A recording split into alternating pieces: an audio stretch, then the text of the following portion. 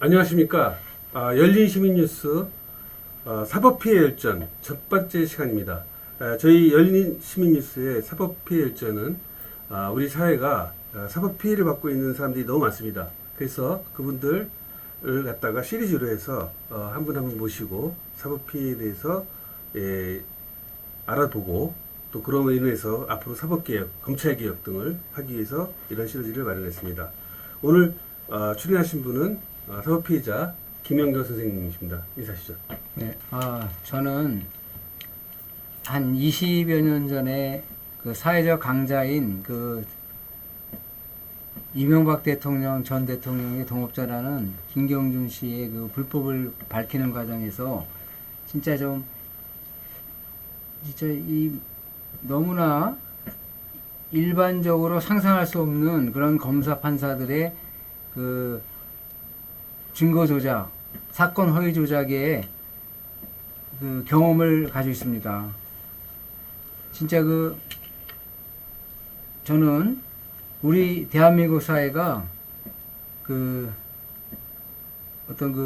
발전하기 위해서 특히 사람 사는 세상, 반듯한 나라가 되기 위해서는 최우선적으로 검사 판사들의 증거 조작, 사건 허위 조작 이런 불법이 없어져야만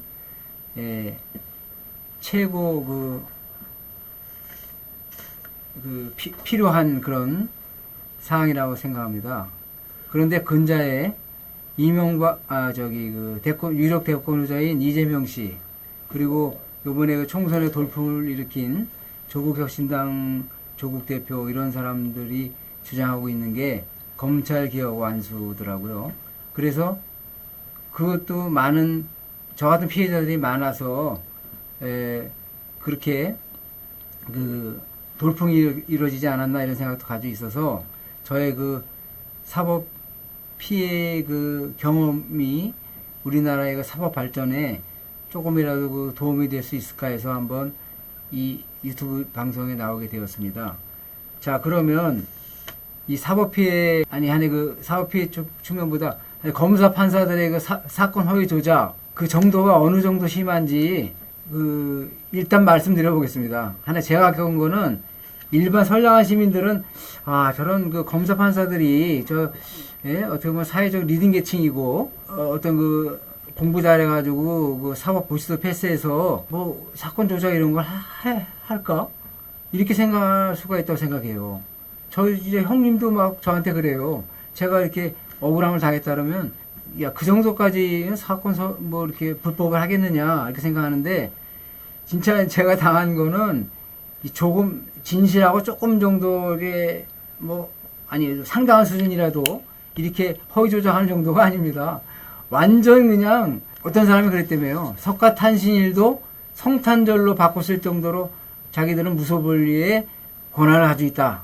권력을 가지고 있다. 이렇게 말한 검사가 있다고 들었어요. 진짜 그 정도예요. 완전히 이거는 사학하기가 악마보다는 더하겠다 이렇게 생각했어요. 자, 그러면 검사들 판사들에서는. 그럼 증거를 보고 어떻게 얘기할까요? 자, 그래서 또 오래 얘기하면 적으니까 단적으로 그 사람들이 한 증거 조작을 한 것을 말씀드려 보겠습니다.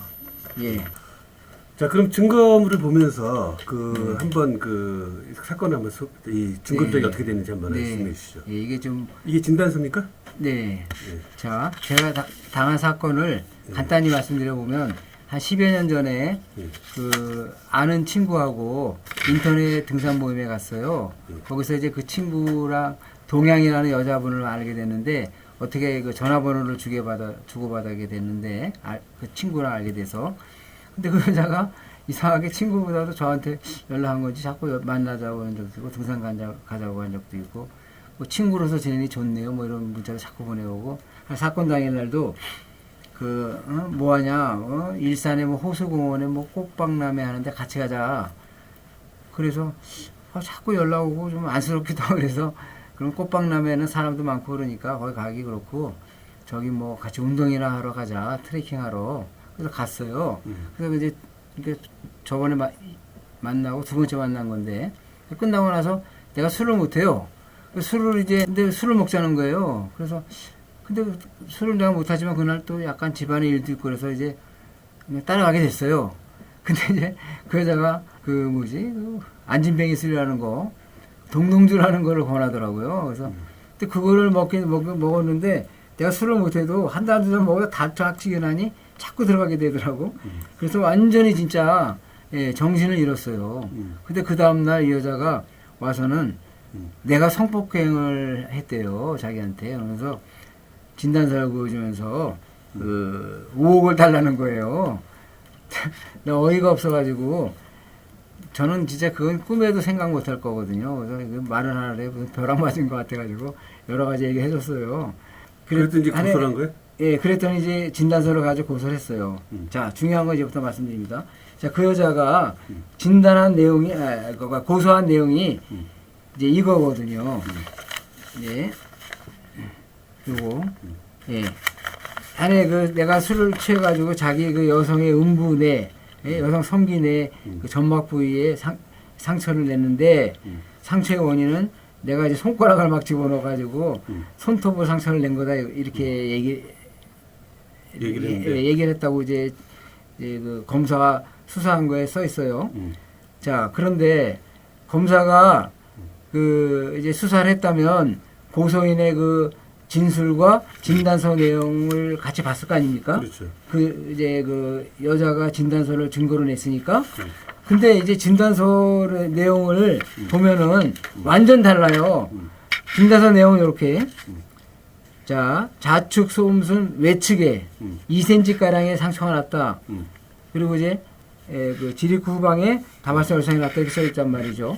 자, 이거 보면은 그 상처의 위치가 소음순 외측이란 말이에요. 그 바깥의 부분이야. 근데 이 여자는 내부에 손가락을 막 이렇게 막 뭐라 해야 되나요? 뭐, 야, 이러면 막 그냥 넣었다 뺐다 예? 했다는 거죠. 그러니까 그게 왜냐하면 유사강간의 그 조건이 되거든요. 내가 그러니까 유사강간을 했다는 얘기거든요. 왜냐하면 술을 먹어서 맨 처음에는 여자가 내가 그때 강간을 당했다 그러다가 술을 먹었는데 어떻게 하느냐. 또 어떻게 나는 술 먹으면 말도 안 된다 그랬더니 이걸 병명시킨 거야. 진단서도 끌어놓았지만 진단서가 어차피 이게 허위거짓이에요. 왜냐하면은 이런 2cm의 그 상처를 당한 여자가 이틀 후에 병원에 갔다는 것이고 그 이 여자가 사는 강서구에 이대 목동병원도 큰 병원이 있는데 저기 뭐 경기도 저기 뭐 남양주인가 가서 끊었고 그 치료받는 의사의 부인이더라고요. 나중에 알아보니까. 한해 중요한 거는 그게 아니라 검사의 증거 조작이지 않습니까? 자, 고소인의 그 진술과 이 진단서 내용이 다르면 검사가 어떻게 해야 되겠어요? 이거 원인을 파악해야 되네, 당연히. 그래서 왜 다른지를 파악을 해야 될 거 아니에요. 그러니까 예를 들어서 뭐 진단서를 작성한 의사한테라도 야, 상처 부위가 어디냐? 이 여자는 지금 여성 성기 내라 그러는데 진단서는 좌측 소음수 좌측이라고 돼 있지 않느냐? 뭐 이런 거 물어봤으면 이제 허위가 딱 드러날 거 아닙니까? 근데 이 검사가 요거를 캐명하게 진단서 내용을 이 여자의 그 진술 내용과 비슷하게 만들어 놨단 말이에요. 자, 어떻게 나냐면 이게 공소장 내용이에요. 공소장 내용에 좌측 외측 다 빼고 2cm 빼고 소음수 열상 및 이렇게 써놨단 말이에요. 그러니까 이제 저는 이제 그 진단서라는 거는 고도의 그 어떤 의과 지식이 있어야지만 보는 건 줄 알고 내용을 자세히 안 보았죠. 이 내용을 보고서 소음순 열상이 성기 내에 있는 건가 보다. 이렇게 돼가지고 아니 영어 상의를 했어요. 그러면은 예, 그거에 대해 너무 억울한데.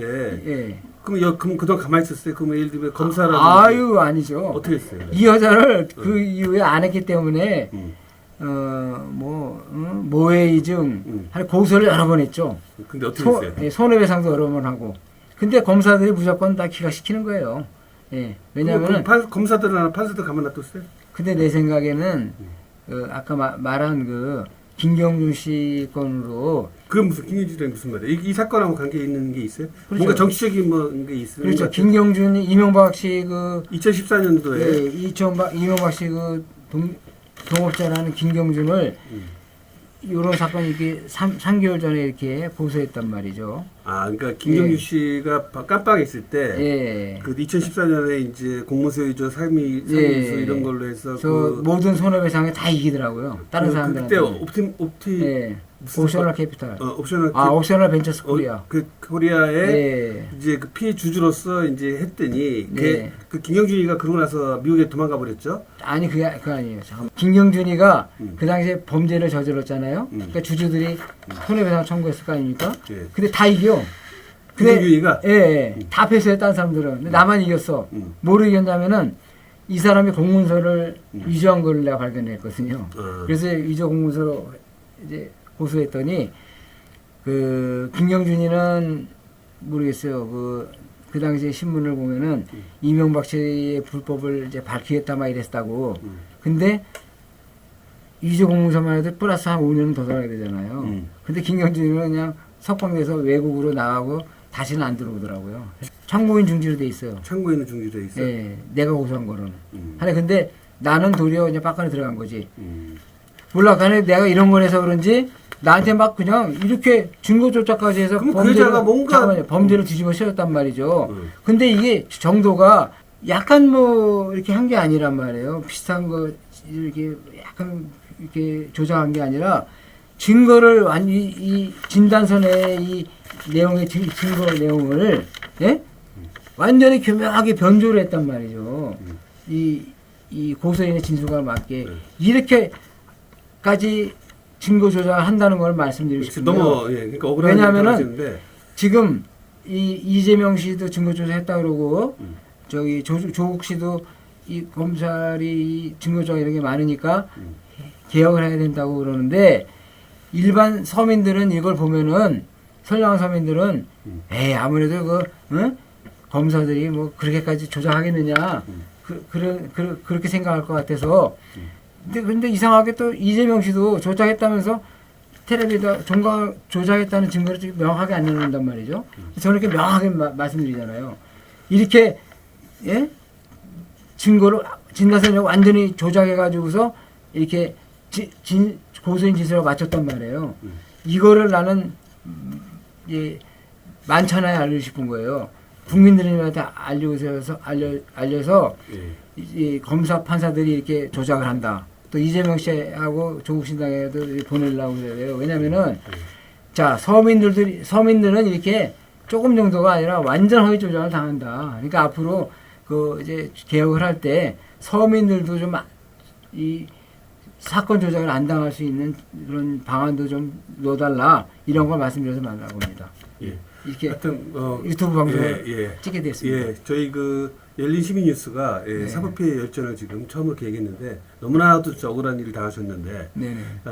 앞으로 그럼 마지막으로 어떻게 하실 건지 마지막 한 말씀만 더 해주시죠. 지금 이제 1심에서 졌고 2심에서 그 사건 번호가 서울 남부지방법원 2024 나 50429 손해배상 사건이에요.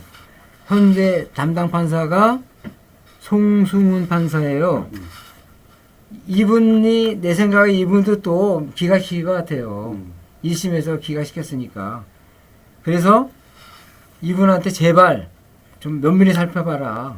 이거는 명확한 이효진 전 검사 현 수원대 수원에 있는 아주대학교 그 교수 사건 허위 조작한 게 명확한데 예? 더 이상 이제 여기서 이거를 아니라고 한다면 나는 이제 더 이상은 이제 바뀔 방법이 없지 않습니까? 그러니까 나름대로 그러면 나도 가만히 있으면 안 되잖아요. 이런 사람들이 이런 검사 판사들이 나오면 안 되기 때문에 지금 담당 이거에 대해서 사건 이효진 그 아주대학교 교수 전 검사가 사건 허위 조작한 게 아니다. 이렇게 의견을 써낸 정소영 검사, 서울 서부지방검찰청이에요. 이 사람을 고소했고 이 사건 1심 판사인 정계선 판사도 고소할 것이고 송승훈 판사도 이제 아니라고 한다면 고소할 거예요.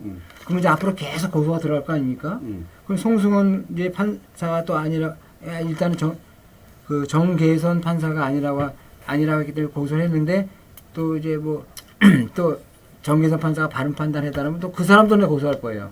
그래서 그 뭐죠? 고소고발 제일 많이 하는 기네스. 예, 기네스북에 예. 그 고소 고발자 그래도 제일 많이 한 사람으로서 알겠습니다. 될 거예요. 예. 근데 죽을 때까지 할 거니까 아마 수십 명, 수백 명 하겠죠? 예. 이렇게까지 한다는 결심을 밝힙니다. 알겠습니다. 여기서. 그러니까 지금이라도 저도 이 억울함을 좀 풀어야 되겠고, 예, 진짜 이제 바른 판사 검사가 나와야 된다는 거를, 예, 진짜 호소드립니다. 예, 우리나라가 그 사법 신뢰도가 이 영국 조사기관에 의하면은 전 세계 167개국 중에 155위라고 합니다. 그렇죠. 거의 뭐 아프리카 뭐 웬만한 나라보다 못합니다. 그렇죠. 우리나라가. 아, 좋은 말씀이시네요. 예. 내가 당해보니까 예. 이거는 진짜, 난 진짜 이 사람들을, 좋은 사람도 있겠지만, 불법에 하는 사람들은 이 막강 걸려가지고 하는 거기 때문에 악마라고 생각해요. 예. 지네 멋대로 합니다. 맞습니다. 예, 요거를 좀 말이죠. 알겠습니다. 이 사악한 검사 판사들이 없어져야만 우리나라가 선진국으로 할 수 있고 사람 사는 세상이 될 수 있습니다. 자, 이것으로 오늘 열린 시민뉴스가 기획하고 있는 사법피해 열전 첫 번째 편 김민교 선생님 편을 이것으로 마치도록 하겠습니다. 예, 네, 감사합니다. 네, 감사합니다. 예, 진짜 있어서 감사합니다.